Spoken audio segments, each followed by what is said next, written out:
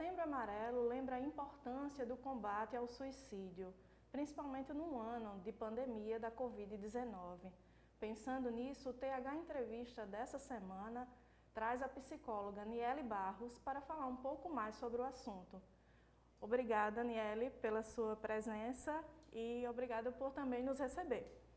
Eu que agradeço, né, pela colaboração, de poder, na verdade, colaborar com vocês, né, um mês onde nós, profissionais da área de saúde, tanto psicólogo quanto a área da psiquiatria, trabalha essa questão da prevenção do Setembro Amarelo. Um dado importante do Ministério da Saúde revela que a cada 46 minutos uma pessoa no Brasil comete suicídio e a principal causa é a depressão. Essa informação demonstra uma preocupação extra com a saúde mental? Sim.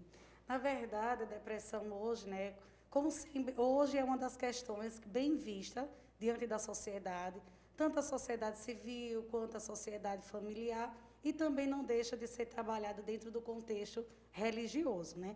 A depressão, antes, ela era vista como uma questão de querer chamar atenção, né?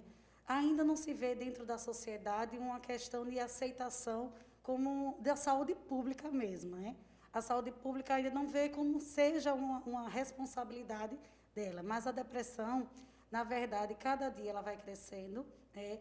Precisamos trabalhar o psicoeducacional sobre a questão da doença e diante dessa questão, por isso que foi escolhido o Setembro Amarelo, onde dia 10 de setembro ele era mundialmente, né, a questão da prevenção. E no Brasil, creio que foi em 2015 que começou a trabalhar o mês todo, né? Existia só o dia da comemoração no dia 10 de setembro, mas depois de 2015 começou a ser trabalhado do dia 1º até o dia 30 de setembro. Assim como o corpo, a mente também adoece. Então, é importante alertar para que tenha um quê a mais, né, para a saúde mental. Isso, o corpo e a mente têm que trabalhar em conjunto, né? Na maioria das vezes as pessoas têm o hábito de só malhar o corpo e esquecer da mente, né? E nós costumamos sempre falar que o malhar a mente se chama psicoterapia, né? Então a psicoterapia é onde você vai começar a trabalhar a mente, trazer os conteúdos de que você começa a perceber que o seu emocional não está corretamente o normal do antes, né? Então assim, saber lidar com as emoções. Saber lidar, né? com as emoções. O isolamento social potencializa, né, o que já estava acontecendo antes. Acaba afetando ainda mais as questões emocionais? Sim. Podemos observar que durante essa pandemia, as pessoas, o isolamento foi uma coisa muito do impulso, né, muito condicionado pela questão de ser um vírus novo, onde não existe vacina, onde não existe nenhum tipo de prevenções, e que a prevenção ela começou a apresentar em poucos minutos, por exemplo, o uso da máscara, como o uso do álcool em gel e tudo mais. Então, esse isolamento fez com que as pessoas realmente se deparassem com a questão do distanciamento, do isolamento social. Esse isolamento social, onde as pessoas também têm um hábito de se isolar com o aparelho telefônico, fez com que as notícias também, né, vamos dizer que algo externo começou a influenciar no seu interno. E as pessoas, na maioria das vezes, as pessoas já tinham essa probabilidade da depressão, ou seja, já estava numa fase de uma melancolia. E essa melancolia já começou a desenvolver essa depressão. E a principal causa ainda são as pessoas, os membros familiares, que não conseguem observar aquela pessoa que está adoecendo. Vamos trazer a sua tradição mesmo, cultural, de dizer, quer chamar atenção, isso aí usa mesmo a palavra preguiça, essas coisas todas. Então, assim, o isolamento, ele aumentou bastante essas questões, né, o adoecimento da nossa mente. Se fechar, né, ter insônia, agressividade, deixar de gostar, né, do que fazia, do que sentia prazer, é um dos sinais da depressão? Sim, e de grande importância, né? Porque vamos assim, fazer uma análise da fase da infância, da adolescência até a fase adulta, né? E a maioria das vezes as pessoas, por exemplo, a criança tem aquele hábito de montar um quebra-cabeça, tem aquele hábito de brincar, e de repente ela se isola com o telefone, e na maioria das vezes não quer nem um telefone, fica ali o tempo todo no quarto, né? muda a questão do sono, troca o sono, ao invés de dormir, ter um repouso à noite, à tarde, vem a questão da irritabilidade, onde os pais não começam a observar que ali não é algo normal, mas sim tem logo um título que ali é uma birra da fase. Já na adolescência, os jovens eles começam a trazer os conteúdos ainda de uma forma grave, né? Vamos dizer gravíssima até. Além de ter as questões hormonais, que influenciam no contexto emocional, existe também os conflitos da fase que eles estão passando. A segunda causa de morte, vamos dizer assim, se torna em jovens, né? Hoje, uma das causas maiores, o suicídio se agrava de 15 a 28, a 29 anos. Geralmente é esse quadro da faixa etária. Então, é uma das questões que precisamos observar esses sintomas, né? A irritabilidade, a insônia, a falta de apetite ou a compulsividade na alimentação, são dos sintomas que os familiares devem ter uma observação de uma forma ampla, né? E observar de uma forma acolhedora, não de crítica. Qual é a importância de manter uma rotina planejada, né, para manter o bem-estar e até a importância de um acompanhamento psicológico nesse caso? É muito interessante e vou dizer assim, é importante uma rotina, né? Por quê? Na verdade, quando nós adoecemos, não fisicamente, mas sim emocional, o nosso estímulo todo ele fica, vamos dizer, estacionado. E quando esse adoecimento ele inicia, o próprio paciente, ou seja, o próprio indivíduo, ele tem uma questão de observar. Mas eu gostava de fazer isso e hoje eu não estou mais nesse ritmo. Ele tem, vamos dizer assim, um lapso, né? Ele tem uma observação do comportamento dele.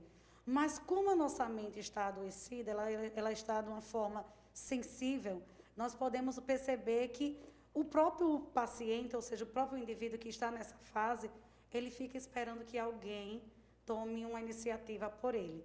Então, uma rotina, vamos dizer, os membros da família observar, olha, você levanta para tomar um banho, está na hora de fazer as refeições, vamos fazer um programa de tal lugar, vamos comer em algum lugar, fazer um lanche.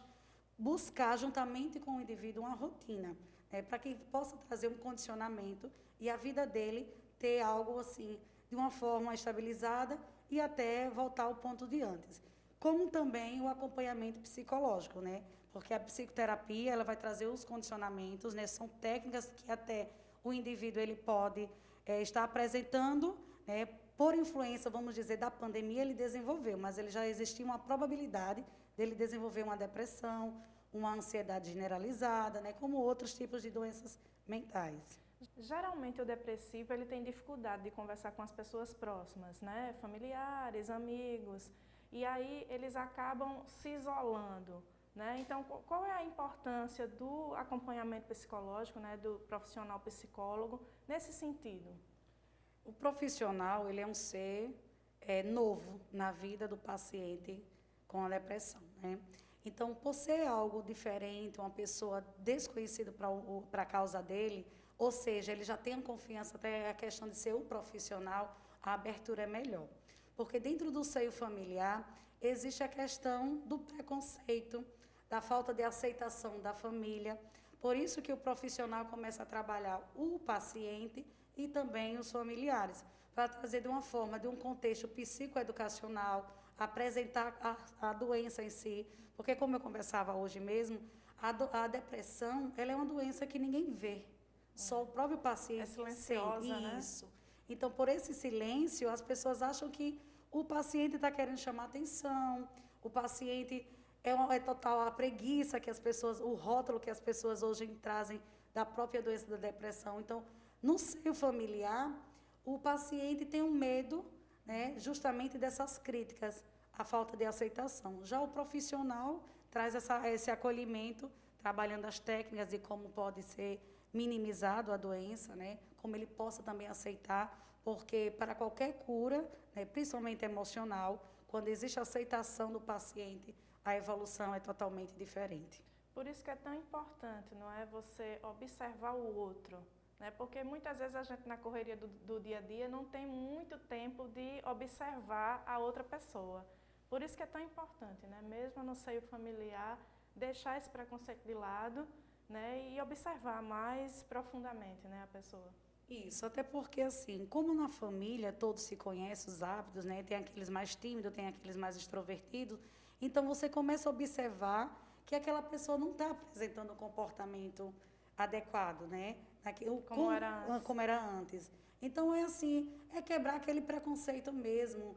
Hoje, né, a família em si, existe um distanciamento, não só foi a pandemia que fez o distanciamento social, mas, na maioria das vezes, já existia, né? Esse distanciamento, onde cada um tem o seu quadrado dentro de casa.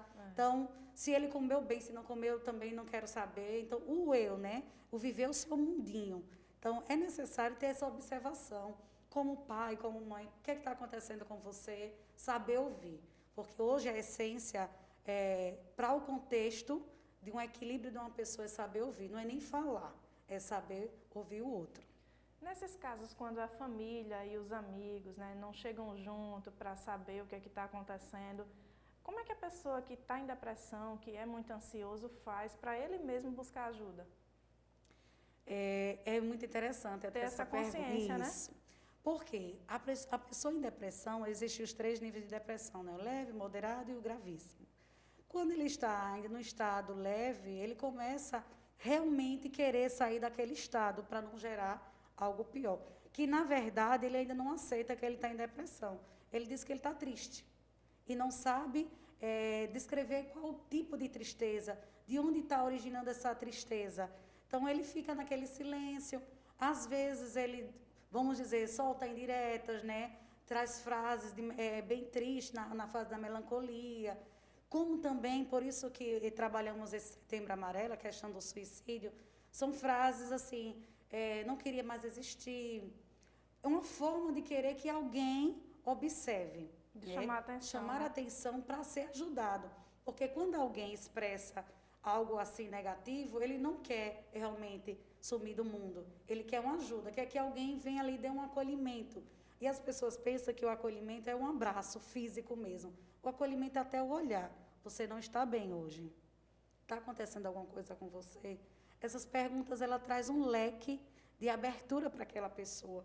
Porque era justamente uma breve pergunta, uma breve atenção que ele estava precisando naquele momento. Então, é uma visão tanto familiar, até para os amigos, né? Então, hoje, 24 horas tem pessoas que passam com o aparelho telefônico nas redes sociais, e quando aquele amigo, ele já tira a foto do perfil, já é uma forma de você observar o que é que está acontecendo com ele. Quando você manda uma mensagem que ele não responde, visualiza e não responde, então é uma forma de você perguntar, ou seja, fazer uma ligação, ter um contato, procurar estratégias de como chegar para aquela pessoa, mesmo que não seja uma depressão, mas algo está acontecendo de errado, que pode levar à depressão. Todo cuidado é pouco, né? Como quando se envolve vida, né? Pessoa. A vida, ela é de uma forma assim, por isso que o símbolo é sim para a vida, né? No Setembro Amarelo. É uma forma de mostrar para o outro que existe saída. A doença emocional, ela existe saída. E essa saída, se não tiver uma aceitação, a sua própria aceitação, ela tem a saída, porque o profissional vai usar estratégia, cada profissional tem a sua especialização, e não é necessário você se travar, porque muitas das vezes, quando o paciente me procura, ele diz, eu já fui para vários profissionais e não me identifiquei. Então, você não pode também trazer essa trava porque não se identificou com o profissional. Busca outro, um dia você vai se identificar. E a forma de você estar buscando um profissional para se identificar na sua questão afetiva, você está buscando sim para a vida. Então, assim, para todos, né, de uma forma necessária observar que precisa de ajuda, não, até uma observação, né? Não só pacientes que apresentam estado de depressão ou outras doenças psicológicas, mas todos nós precisamos de uma psicoterapia. Vivemos num mundo onde a turbulência ela é constante. O trânsito faz você ter uma irritabilidade. O trabalho em si, né? A vida social traz você ter os seus conflitos. E quando esses conflitos eles não são resolvidos, ele vai ficando numa caixinha. E essa caixinha, hoje você ainda tem um equilíbrio, mas vai chegar uma fase onde essa caixinha vai dizer, surpresa, eu estou aqui. Com certeza. Ok, Niele, muito obrigada pela atenção, pelas informações. Eu que agradeço, né? e vamos dizer sim à vida, não só no mês de setembro. O mês de setembro ele foi escolhido, mas a vida, vamos dizer, são 365 dias. E vamos buscar a psicoterapia de uma forma, de uma academia. Se você hoje está buscando um físico belo, né, vamos buscar também a sua consciência, a sua mente, de como você pode ter o seu emocional equilibrado, para fazer esse conjunto corpo e mente e sim a vida.